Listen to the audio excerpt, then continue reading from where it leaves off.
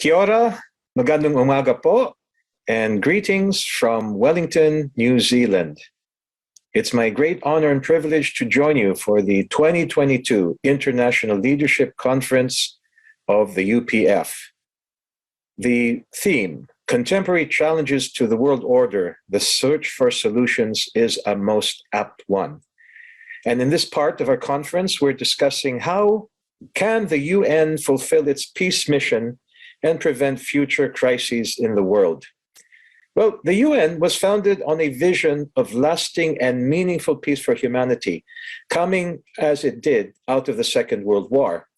While it has and continues to have its critics, the UN remains our most important platform for the achievement of peace.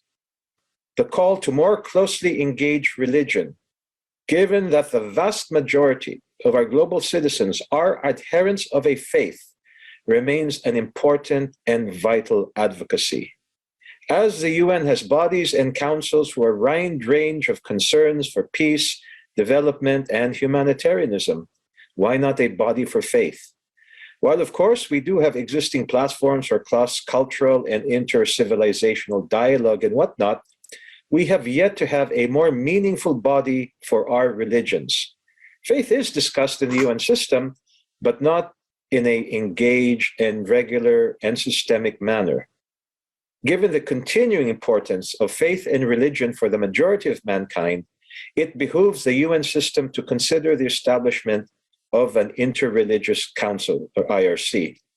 I've had the privilege of working with the world's leading advocates for such an endeavor, particularly the visionary statesman Jose de Venecia, the past Speaker of the Philippine House of Representatives, a pillar and champion of global interfaith dialogue and the IRC concept.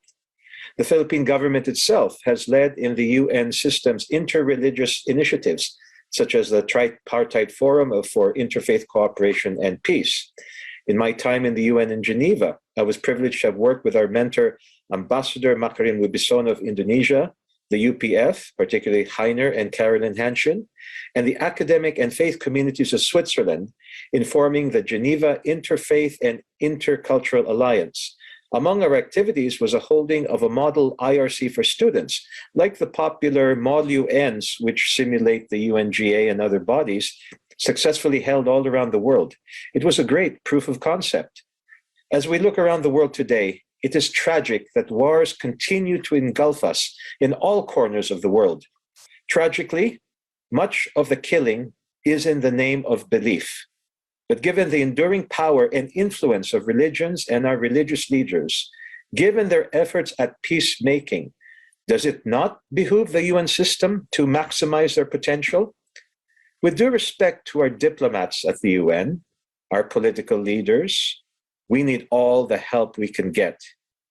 And in many cases, and again, with all due respect, people will not necessarily listen to ambassadors, foreign ministers, prime ministers, or presidents, but rather to their imams, their monks, their priests, their preachers.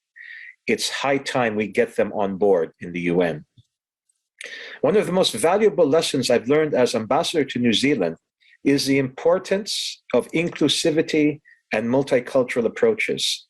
Its success in battling COVID and on being on top of world ratings for good governance and being a favored country for migration and investment, it owes much to its embrace of diversity stemming from its Treaty of Waitangi framework, which forged a partnership between its indigenous Maori people and settlers from Europe. I invite all of you to study it, for it is a great template for all societies. The Christchurch mosque shooting tragedy of 2019 and New Zealand's exemplary response of love and compassion only strengthen the New Zealand template. It's high time the UN adopt this spirit of inclusivity and to welcome rather than be wary of religion. Even if the IRC could just stop one death, an IRC would be definitely a plus to our diplomatic efforts at stopping violence and fostering harmony.